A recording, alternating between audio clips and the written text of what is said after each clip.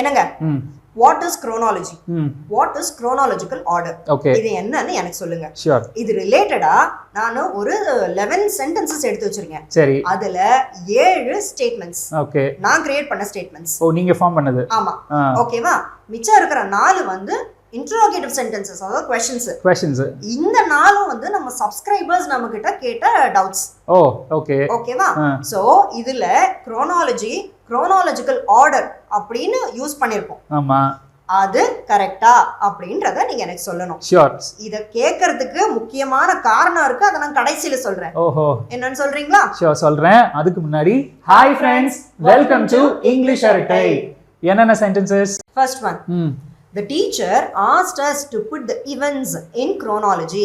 இந்த சென்டென்ஸ்ல chronology use பண்ணிருக்கேன். இது கரெக்ட்டா? கரெக்ட். சென்டென்ஸ் பக்கா. சரி, என்ன அர்த்தம்? இதுக்கு என்ன அர்த்தம் அப்படினா அந்த டீச்சர் எங்க கிட்ட நடந்த நிகழ்வுகளை கால வரிசைப்படி சம்பவ பட்டியலிட சொன்னார். Okay fine. இதே மாதிரி அடுத்த சென்டென்ஸ்லயும் chronology யூஸ் பண்ணிருக்கேன். The police studied the chronology of what happened that night. இது கரெக்ட்டா? ஓகே, அன்னைக்கு ராத்திரி என்ன நடந்தது அப்படின்ற சம்பவங்களை வந்து கால வரிசைப்படி சம்பவ பட்டியலிட்டு வச்சிருக்காங்க. அத வந்து போலீசார் வந்து ஆய்வு செஞ்சாங்க. Okay fine. அதே மாதிரி அடுத்து சொல்லுங்க பாப்போம். The book tells the story in chronology from start to end. Which means அந்த புக் வந்து நடந்த சம்பவங்களை வரிசையா முதல்ல என்ன நடந்தது, ரெண்டாவது என்ன நடந்தது, மூணாவது என்ன நடந்தது அப்படின்ற அந்த கால வரிசைப்படி சம்பவ பட்டியலிட்டு சொல்லுது. கரெக்ட். ஓகே சரியா. அடுத்தது அதே மாதிரி she explained the chronology of her day step by step. chronology of her day அப்படினா காலையில எத்தனை மணிக்கு எழுந்தா, அதுக்கு அப்புறம் எத்தனை மணிக்கு பல்லு விளக்குனா, எத்தனை மணிக்கு குளிச்சா, என்ன சாப்பிட்டா, எத்தனை மணிக்கு ஆபீஸ் போனா அப்படின்ற அந்த நாள் முழுக்க அவ என்னென்ன பண்ணா அப்படின்ற அந்த நிகழ்வுகள் இருக்கு இல்லையா, அத கால வரிசைப்படி 1 2 3 அப்படின்ட்டு சம்பவ பட்டியலிட்டு இருக்கா. Okay fine. அடுத்த சென்டென்ஸ்லயும் chronology வருது, என்னன்னு சொல்லுங்க. The hospital provided me with the medical chronology. medical chronology அப்படினா என்னன்னா, இப்போ எனக்கு உடம்பு சரியில்லை, நான் ஹாஸ்பிடல்ல போய் அட்மிட் ஆகுறேன். சரி, இப்போ 1ஆம் தேதி அட்மிட் ஆகுறேன் அப்படின்னு வச்சுப்போம். சரி, 7 நாள் நான் பெட்ல இருக்கேன்.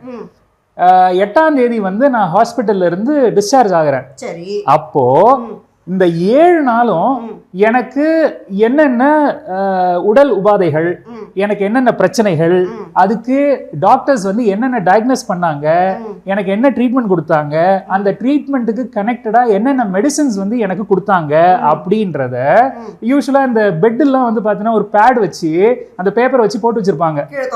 ஆமா, பிபி செக் பண்ணி பல்ஸ் எல்லாம் செக் பண்ணி அதுல நோட் பண்ணி வச்சிருப்பாங்க, என்னென்ன பிரச்சனைகள் நான் ஃபேஸ் பண்ணேன் அப்படின்றது வரும். இதை வந்து நான் டிஸ்சார்ஜ் பண்ணி என்ன அனுப்பும்போது மெடிக்கல் சம்மரி அப்படின்னு யூசுவலா வந்து ஒரு பேப்பர், அதாவது டிஸ்சார்ஜ் சம்மரி, அந்த அதுல வந்து இந்த ரெக்கார்ட்ஸ் இது எல்லாமே வரும், அந்த டீடைல்ஸ் எல்லாம். இதுல ஒண்ணுதான் மெடிக்கல் chronology. இப்ப நான் சொன்னேன் இல்லையா, இந்த வரிசைப்படி ஃபர்ஸ்ட் டே என்ன, செகண்ட் டே என்ன, தேர்ட் டே என்னன்னு, இதுதான் மெடிக்கல் chronology. அதாவது மருத்துவ குறிப்புகளை கால வரிசைப்படி சம்பவ பட்டியல் இடுதல்.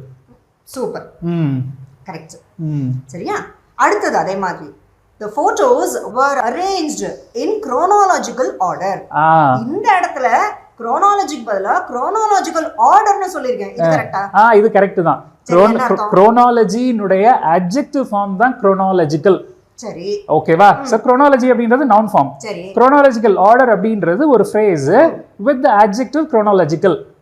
சரியா. இப்போ photos were arranged இல்லையா, were arranged. Okay, were arranged in chronological order அப்படினா, இப்போ உதாரணத்துக்கு நம்ம டூர் போறோம். சரி, இப்போ வந்து ஃபர்ஸ்ட் டே வந்து நம்ம கோயம்புத்தூர், அங்க வந்து யார் வீட்லயோ நின்று போட்டோ எடுத்துக்கிறோம்.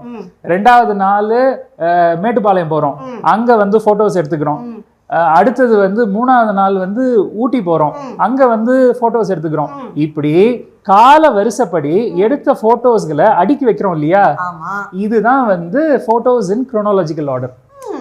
ஓகே.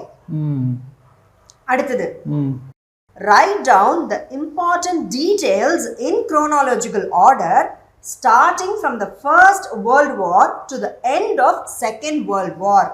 இதுலயும் chronological order கொடுத்திருக்கேன். கரெக்ட்டா? கரெக்ட். அதாவது முதலாம் உலகப் போர் ஆரம்பித்து இரண்டாம் உலகப் போர் முடிஞ்ச வரைக்கும் நடந்த முக்கியமான நிகழ்வுகளை, முக்கியமான தகவல்களை கால வரிசைப்படி பட்டியலிடுங்க அப்படின்னு ஒருத்தவங்க இன்ஸ்ட்ரக்ஷன் கொடுக்குறாங்க. இப்போ உதாரணத்துக்கு டீச்சரே வந்து ஸ்டூடெண்ட்ஸ் கிட்ட இதெல்லாம் எழுதுங்க அப்படின்னு இன்ஸ்ட்ரக்ஷன் கொடுப்பாங்க இல்லையா? கொடுக்கலாம்.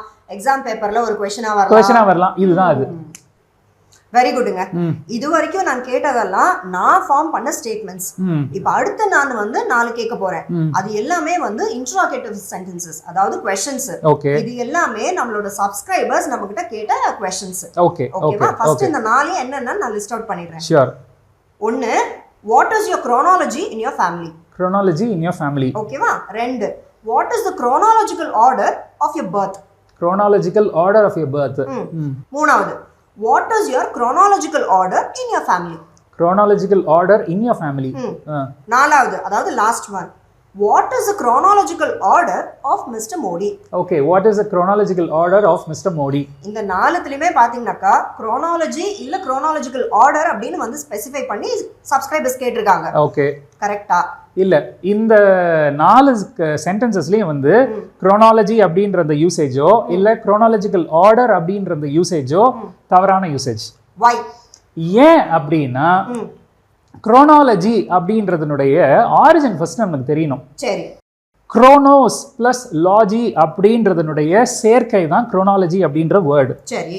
chronos அப்படின்னா கிரீக்ல டைம், காலம் அப்படின்னு அர்த்தம். சரி.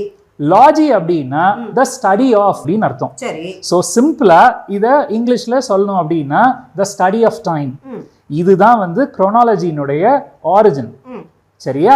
இப்போ இதை நான் தமிழ்ல சிம்பிளா சொல்லணும் அப்படின்னா நம்ம ஏற்கனவே வந்து டிரான்ஸ்லேஷன்ஸ்லயே நான் இதை கொடுத்துட்டேன்.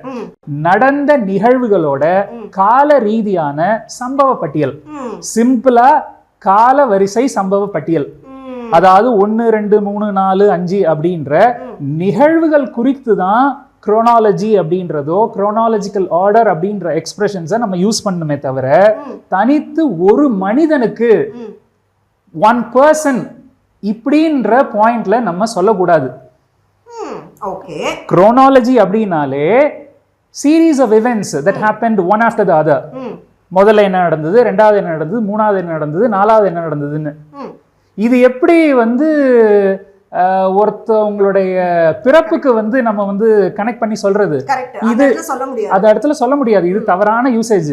இது எதனால இந்த மாதிரி பிரச்சனை வருது அப்படின்னா இதனுடைய அர்த்தத்தை வந்து நம்ம இன்னும் ஃபுல்லா உள்வாங்கிக்காததுனால. இப்ப நம்ம எக்ஸாம்பிள்ஸ் இந்த ஃபர்ஸ்ட் 7 எக்ஸாம்பிள்ஸ்ல டிஸ்கஸ் பண்ணோம் இல்லையா, அந்த மாதிரி. இப்போ உதாரணத்துக்கு இப்போ இவங்க இந்த ஃபர்ஸ்ட் 3 क्वेश्चंस, அந்த 4 क्वेश्चंस கேட்டிங்க இல்லையா, அதுல ஃபர்ஸ்ட் 3 क्वेश्चंस எல்லாமே நீங்க எத்தனாவது புள்ள அப்படின்றதனுடைய வெவ்வேறு விதமான இன்டர்பிரிட்டேஷன்ஸ் தான். இதை சிம்பிளா what is your birth order அப்படின்னு கேட்டு போயிடலாம். ஓகேவா? இப்போ 4வது क्वेश्चन வந்து மோடி அவர்கள் எத்தனாவது பிரதமர் அப்படின்னு நம்ம கேட்கிறோம். ஓகேவா? இதை பத்தி ஏற்கனவே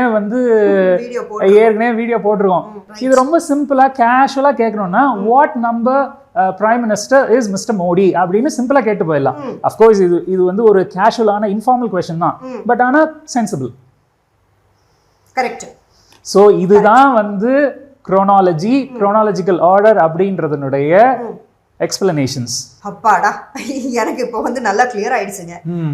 chronological order எனக்கே சடனா ஒரு டவுட் வந்துருச்சு. ஏன் இந்த டவுட் வந்தது அப்படின்னாக்கா, நம்ம இந்த வருஷம் ஏப்ரல் 23ஆம் தேதி எத்தனையாவது அப்படின்றத எப்படி இங்கிலீஷ்ல சொல்லலாம் அப்படின்றத பத்தி ஒரு வீடியோ போட்டிருந்தோம். ஓகேவா? அதுல நிறைய சப்ஸ்கிரைபர்ஸ் chronology இல்ல chronological order இதை வச்சு நம்ம சென்டென்சஸ் ஃபார்ம் பண்ணலாமா அப்படின்ட்டு கேட்டுட்டே இருந்தாங்க. எனக்கு ஒரு டவுட், நம்ம ஏதாவது மிஸ் பண்ணிட்டோமா அப்படின்ட்டு எனக்குள்ளேயே ஒரு டவுட். இல்ல நான் ஒருவேளை ஏதாவது கரெக்டா ஃபார்ம் பண்ணணும் கொள்ளணும் டவுட் வந்துருச்சா, சரி கிளியர் பண்ணிக்கலாமே அப்படின்ட்டு மொத்தமா வந்து கிளியர் பண்ண. கரெக்டா தான் வந்து சொல்லியிருக்கோம், நம்ம எதுவும் தப்பா எதுவும் வந்து சொல்லல. Very good. அப்பாடா, கிளியர் ஆயிடுச்சு.